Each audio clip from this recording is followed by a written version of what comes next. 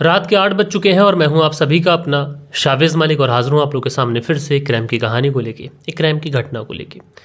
जैसा कि दोस्तों आप सभी लोगों को पता है कि हमारे इस नए चैनल पर हमने जो कहानी का समय है वो 8 बजे रखा है। तो 8 बजे आप लोग को डेली क्राइम की स्टोरीज़ मिलती हैं।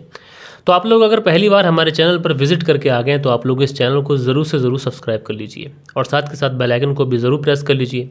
एंड दोस्तों और मित्रों के साथ में इस चैनल को ज़रूर से ज़रूर आप लोग शेयर कर लीजिएगा ताकि जो क्राइम स्टोरीज़ मैं आप लोग तक पहुंचाने की कोशिश करता हूं वो आप लोगों तक बहुत ही सादा और सिंपल वर्ड्स में पहुंचती रहे। दोस्तों कहा जाता है कि इंसान अपनी ज़िंदगी में जब वो अपनी ज़िंदगी की दहलीज पर पहला कदम रखता है, जवानी की दहलीज पर, तो उसका बस एक ही ख्वाब होता है, एक ही सपना होता है कि किसी तरीके से उसको एक अच्छा हमसफ़र मिल जाए। अगर लड़की होती है तो उसका ख्वाब ये होता है कि उसके सपनों का राजकुमार आए और उसे ले जाए, और अगर लड़का होता है तो वो ये सोचता है कि उसको ऐसी पत्नी मिले जो उसके परिवार की जिम्मेदारियों को समझ सके, जो उसको समझ सके, उसके घर परिवार को लेके चल सके। लेकिन क्या हो दोस्तों कि शादी वाला जो एक मजबूत रिश्ता है उस रिश्ते को भी लोग खोखली बुनियाद पर कायम कर दें, और दोस्तों उसके बाद में जब सच्चाई सामने आए तो एक नहीं बल्कि कई ज़िंदगियां बर्बाद हो जाएं। तो दोस्तों क्राइम स्टोरीज़ तो आप लोगों ने बहुत सारी सुन रखी होंगी और बहुत सारी मैं आप लोगों को सुनाता भी हूँ। तो मैंने सोचा कि आज के दिन आप लोगों का थोड़ा सा टेस्ट अलग हो जाए और आज के दिन मैं आप लोगों को एक ऐसी कहानी सुनाऊंगा कि जिस कहानी को सुनने के बाद में आप लोग वाकई ये कहेंगे कि आखिरकार इस कहानी के अंदर गलती किसकी है। तो पूरी कहानी सिलसिलेवार तरीके से हम लोग जानेंगे, बस आप लोग इस वीडियो में अंत तक बने रहिएगा। दोस्तों एक ऐसा परिवार है जिस परिवार में घर का जो बड़ा बेटा है उस बड़े बेटे की शादी तय हो चुकी है।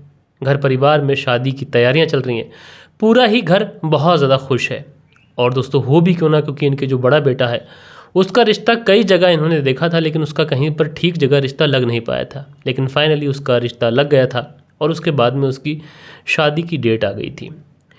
और दोस्तों होता भी यूँ ही है, शादी की डेट आ जाती है और उसके बाद में जो घर की तैयारियाँ थी वो तैयारियाँ चल रही थी। तमाम मेहमान उस घर के अंदर आ चुके थे।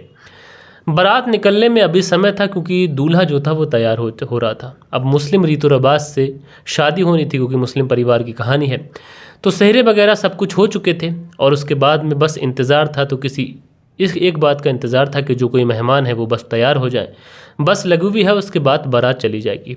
और तकरीबन दोस्तों सुबह के 12 बजे के आसपास ये जो बारात थी दूल्हे के घर से निकलती है। उसके बाद में ये जो बारात थी पहुंच जाती है दुल्हन के गांव। और दोस्तों ये जो कहानी मैं आप लोग को सुना रहा हूँ ये हमारे पड़ोसी मुल्क पाकिस्तान के कराची शहर से सटे हुए एक गाँव की कहानी है। अब दोस्तों ये जो बारात थी लड़की के घर पहुँच जाती है। लड़की के परिवार वालों ने भी भरपूर इंतज़ाम कर रखा था कि इस बारात का अच्छे से स्वागत किया जाए। अब जैसे ही बारात वहाँ पर पहुँचती है गाँव के अंदर, तो गाँव के अंदर जिस तरीके से बारातों का इस्तकबाल किया जाता है उसी तरीके से लड़की के परिवार वालों ने कोई भी कसर नहीं छोड़ी थी। बारातियों के नाश्ते और पानी का इंतज़ाम किया गया था। भरपूर अच्छी तरीके से बारातियों का नाश्ता कराया जाता है। उसके बारात को ठहराया जाता है, एक जगह बैठाया जाता है, शरबत पानी को पूछा जाता है, तमाम रस्में होती हैं, निकाह होता है। उसके बाद में बारातियों को खाना खिलाने के लिए ले जाया जाता है। और दोस्तों आखिरकार वो वक्त आ जाता है कि अब इस दुल्हन की रुखसती का समय आ जाता है। अब दोस्तों जिस लड़की की मैं बात कर रहा हूँ उस लड़की का नाम रूबीना था। रूबीना जो कि दुल्हन बनकर आज बेहद ही खूबसूरत लग रही थी। और रूबीना इसलिए भी ज़्यादा खूबसूरत लग रही थी क्योंकि देखने में वो जो रूबीना थी वो कम उम्र भी थी, साथ के साथ उसका जो नाक नक्शा था ये भी बेहतर था और साथ के साथ उसका जो रंग था ये भी गोरा चिट्टा था। इसलिए रूबीना दुल्हन बनकर बहुत ज़्यादा खूबसूरत लग रही थी। दूसरी तरफ जो साहिल है जो दूल्हा बनकर आया था, तो साहिल भी बहुत ज़्यादा खुश था, वो भी दूल्हा बनकर बहुत ज़्यादा खूबसूरत लग रहा था। रूबीना को उसकी सहेलियाँ चिढ़ा रही थीं और उससे कह रही थी कि आज तुम देखने में इतनी ज़्यादा खूबसूरत लग रही हो, कहीं जीजा जी तुम्हें देखकर अपना आपा ही न खो दें, कहीं वो तुम्हें देखकर बेहोश ही ना हो जाए। इस तरीके की जो बातें थीं ये रूबीना की सहेलियाँ रूबीना से कह रही थी। लेकिन दोस्तों रूबीना अपनी सहेलियों से सिर्फ एक ही बात कहती है कि तुम मेरी मजाक क्यों बनाती हो। आज मेरा पहला दिन है, मैं मानती हूँ मेरी शादी हो रही है और आज मैं अपने पति के साथ में पहला दिन गुजारूंगी, लेकिन इसका ये बिल्कुल मतलब नहीं है कि तुम जो चाहोगी वो कहोगी। इसका ये बिल्कुल मतलब नहीं है कि तुम मेरी मजाक बनाओगी। यानी रूबीना की सहेलियां जब रूबीना की मजाक बना रही थी तो रूबीना शर्म से पानी पानी होती चली जा रही थी। और दोस्तों आखिरकार रूबीना रोते हुए अपने परिवार वालों से, अपने माँ से, अपने बाप से रुखसती लेती है और उसके बाद साहिल के घर ये बारात पहुँच जाती है वापस। अब दोस्तों रूबीना को वहाँ पर पहुँचने के बाद में साहिल के परिवार वाले जो रीति रिवाज होते हैं उसके हिसाब से जो भी रस्में रहती हैं उन सारे ही रस्मों की अदायगी की जाती है। एंड उसके बाद में रूबीना को उस रूम के अंदर दाखिल कर दिया जाता है जो रूम सुहागरात के लिए स्पेशल सजाया गया था। अब रूबीना उस रूम के अंदर जाकर बैठ जाती है और मन में सिर्फ एक ही ख्याल था कि किसी तरीके से साहिल रूम के अंदर आ जाए एंड साहिल के साथ में वो अपनी ज़िंदगी की नई शुरुआत करे, उसके साथ में कदम से कदम मिलाकर वो आगे चले, दोनों एक दूसरे के साथ में मरने और जीने की कस्में खाएं। क्योंकि अरेंज मैरिज थी तो अरेंज मैरिज में इस तरीके के सवालात जहन में आते ही हैं। उधर जो साहिल था ये अपने दोस्तों यारों के साथ काफ़ी ज़्यादा बिजी था। रात का तकरीबन 1 बज जाता है और 1 बजे के आसपास जो साहिल था आखिरकार रूबीना के कमरे में पहुंचता है। अब दोस्तों रूबीना इंतज़ार कर रही थी अपने पति साहिल का और 1 बज चुका था, रूबीना अभी तक सोई नहीं थी। लेकिन साहिल जब वहाँ पर पहुँचता है तो रूबीना से सलाम दुआ करता है और उसके बाद में दूसरी करवट लेकर वो सो जाता है।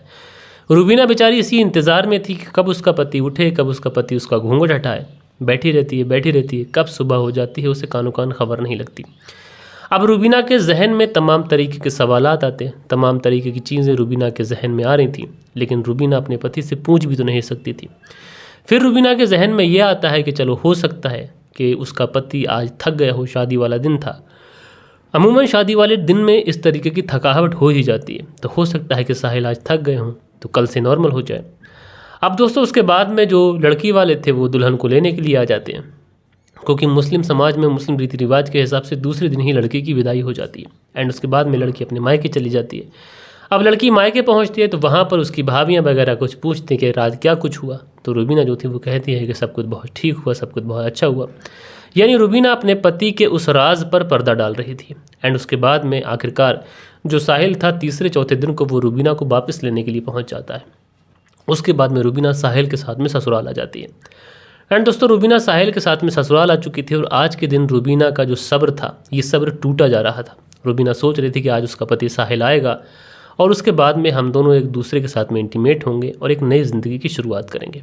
एंड दोस्तों होता ऐसा ही है, साहिल आता है, उसके बाद में रूबीना से बातचीत करता है, हाय हेलो बोलता है, उसकी खैरियत पूछता है एंड उसके बाद में कहता है कि मैं बहुत ज़्यादा थक चुका हूँ, तुम भी सो जाओ, मैं भी सो जाता हूँ। अब रूबीना बेचारी क्या कहे। उसके बाद में रूबीना भी सो जाती है, साहिल भी सो जाता है। अगले दिन फिर सुबह हो जाती है एंड रूबीना फिर सोचती है कि हो सकता है कि आज दिन में उसके पति उसके साथ में कुछ बातचीत करे। एंड दोस्तों दूसरा दिन भी हो जाता है और पूरे दिन के अंदर साहिल ने एक बार भी इस रूबीना से कोई भी बातचीत नहीं की थी। एंड दोस्तों अगले दिन की भी शाम हो जाती है और दोस्तों आज तो रूबीना पूरी तरीके से कंफर्म थी कि साहिल उसके पास आएगा ही और उसके बाद में हम दोनों एक दूसरे के साथ में इंटीमेट होंगे, सुहागरात मनाएंगे और एक नई ज़िंदगी की शुरुआत करेंगे। दोस्तों ये वो पल होता है कि हर लड़की को इस दिन का इंतज़ार होता है, हर लड़के को इस दिन का इंतज़ार होता है। अब ये चीज़ें ऐसी नहीं है कि बहुत ज़्यादा गलत चीज़ें, नहीं, ये तो हर किसी की ज़िंदगी में आने वाला लम्हा है और इसी लम्हे का इंतज़ार रूबीना को था। एंड दोस्तों अगले दिन फिर शाम हो जाती है और रात के समय साहिल कमरे के अंदर आता है और साहिल आज भी जब कमरे के अंदर आता है तो रूबीना से कहता है कि तुम सो जाओ, मैं भी बहुत ज़्यादा थक चुका हूँ और मैं भी सोना चाहता हूँ। लेकिन इस बार रूबीना जो थी वो साहिल का हाथ पकड़ लेती है और हाथ पकड़ने के बाद में साहिल से कहती है, क्या मैं तुम्हें पसंद नहीं हूँ? क्या तुम किसी और से प्यार करते हो? क्या तुम्हारी शादी मुझसे ज़ोर ज़बरदस्ती करा दी गई है? बताओ कि तुम्हारी ज़िंदगी में अगर कोई है, तुम हंसते हंसते तुम्हारी ज़िंदगी से चली जाऊँगी। अब जैसे ही साहिल ये बात रूबीना के मुंह से सुनता है तो वो कसम खाकर कहता है कि रूबीना मेरी ज़िंदगी में तुम पहली लड़की हो और तुम्हारे अलावा मेरी ज़िंदगी में कोई दूसरा है ही नहीं। और ऐसा भी नहीं है कि मेरे घर वालों ने ज़ोर ज़बरदस्ती तुम्हारी शादी मुझसे करा दी गई हो, बल्कि मुझे भी तुम बहुत ज़्यादा पसंद हो और मैं भी चाहता हूँ कि तमाम ज़िंदगी तुम मेरे साथ ही रहो और मुझे कभी छोड़ कर ना जाओ। अब जब रूबीना ये बात साहिल के मुंह से सुनती है तो उस चैन की सांस उसको पाती है कि चलो ठीक है, कम से कम उसके पति किसी और को तो पसंद नहीं करते हैं। लेकिन फिर रूबीना उसके साथ में समय ना बिताने के पीछे की वजह पूछती है तो इस बार साहिल रूबीना से कहता है कि चलो छोड़ो, फिर कभी बताऊंगा। और दोस्तों ये रात भी ऐसे ही गुजर जाती है। अगले दिन की फिर रात आती है और फिर रात को भी यही सब कुछ होता है। रूबीना फिर उससे पूछती है तो साहिल यहाँ पर रूबीना से एक बात कहता है और साहिल रूबीना से ये कहता है कि देखो, अगर मैं तुम्हें सच्चाई बताऊँगा तो क्या तुम मुझे छोड़कर तो नहीं जाओगी? तुम मुझे वादा दो, कसम दो। अब रूबीना बेचारी कहती है कि ठीक है बाबा, तुम बताओ, मैं तुम्हें क्यों छोड़ के जाने से रही? मैंने अपनी मर्ज़ी से तुमसे शादी की है, तुमने मुझसे अपनी मर्ज़ी से शादी की है, तो भला मैं क्यों चाहूँगी कि मैं तुम्हें छोड़ के चली जाऊँ? तो साहिल कहता है कि दरअसल मैं तुम्हें एक राज बताना चाहता हूँ। रूबीना कहती है कि बताओ। तो उसके बाद में साहिल कहता है कि देखो रूबीना, मुझे लड़कियों की तरह रहना पसंद है, मुझे लड़कियों की तरह कपड़े पहनना पसंद है, लड़कियों की तरह मेकअप करना पसंद है। अब जैसे ही ये बातें रूबीना सुनती है तो रूबीना बड़ा अचरज में पड़ जाती है। कहती है कि साहिल, तुम ये मजाक का समय समझ रहे हो क्या? ये मजाक का समय नहीं है, तुम सही सही बताओ कि बात क्या है। तो जो साहिल होता है वो कसम खाकर कहता है रूबीना, दरअसल मैं गे हूँ और मुझे इसी तरीके से रहना पसंद है। मैंने अपने घर वालों से इनकार किया था कि मुझे शादी नहीं करनी है, लेकिन मेरे घर वालों ने ज़बरदस्ती मेरी शादी करा दी, और जब मैंने तुम्हें देखा तो तुम मुझे बहुत ज़्यादा पसंद आ गई और मैं नहीं चाहता कि तुम मुझे छोड़कर कभी जाओ। अब जैसे ही रूबीना ये बात सुनती है उसके तो तन बदन में आग लग जाती है। उसकी तो ज़िंदगी पूरी तरीके से बर्बाद हो चुकी थी। अगले दिन का इंतज़ार करती है और अपने सास ससुर को बुलाकर ये सारी बात बताती है। अब सास ससुर जब ये बात सुनते हैं तो हक्का बक्का रह जाते हैं। उसके बाद में रूबीना को छुपाने की कोशिश करते हैं और कहते हैं कि हम साहिल का इलाज करा देंगे। तो रूबीना कहती है कि अगर इलाज ही तुम्हें कराना था तो शादी से पहले कराना था। तुम ऐसे किसी को गुमराह कर शादी कर रहे हो, किसी की बेटी की ज़िंदगी ख़राब कर रहे हो, क्या तुम्हें ये चीज़ें शोभा देती हैं? उसके बाद में साहिल के घर वाले रूबीना को बहुत ज़्यादा समझाने की कोशिश करते हैं, लेकिन रूबीना इस बार अपने घर कॉल कर देती है। अब घर को जैसे कॉल करती है, अपनी भाभीयों को सारी बात बताती है, तो घर वाले बेचारे दौड़े दौड़े भागे भागे आते हैं। मामला पंचायत में पहुंचता है और उसके बाद में पंचायत में फैसला होता है। पंचायती भी यही कहते हैं कि साहिल का इलाज करा दिया जाएगा, लेकिन रूबीना के घर वाले यही कहते हैं कि उसकी ज़िंदगी ख़राब कर दी गई रूबीना की। अब तुम कहते हो कि इलाज करा दिया जाएगा। उसके बाद में मामला कोर्ट में पहुंचता है और आखिरकार दोस्तों दोनों की तलाक हो जाती है। तो दोस्तों आप लोगों ने देखा था इस कहानी के अंदर किस तरीके से रूबीना को साहिल के घर वालों ने धोखा दिया। जब उनको पता था कि उनका बेटा गे है तो फिर उसकी शादी करने की क्या ज़रूरत आन पड़ी थी। दोस्तों समाज के अंदर एक महिला की ज़िंदगी जब ही ख़राब हो जाती है जब उसके ऊपर ये दाग लग जाता है कि वो छूटी हुई है, यानी पहले उसकी शादी हो चुकी थी और बाद में उसके पति ने उसको तलाक दे दी है। अब दोस्तों रूबीना की जो ज़िंदगी है वो तो एक तरीके से वैसी नहीं रही जैसे उसकी कुंवारेपन पर ज़िंदगी थी।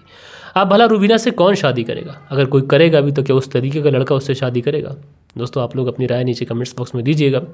बाकी दोस्तों मिलते हैं कल के दिन किसी और क्राइम स्टोरी के साथ में। जब तक के लिए अपना ख्याल रखिएगा, देश का ख्याल रखिएगा, परिवार के रिश्तों की अहमियत को समझिएगा। जय हिंद, जय भारत।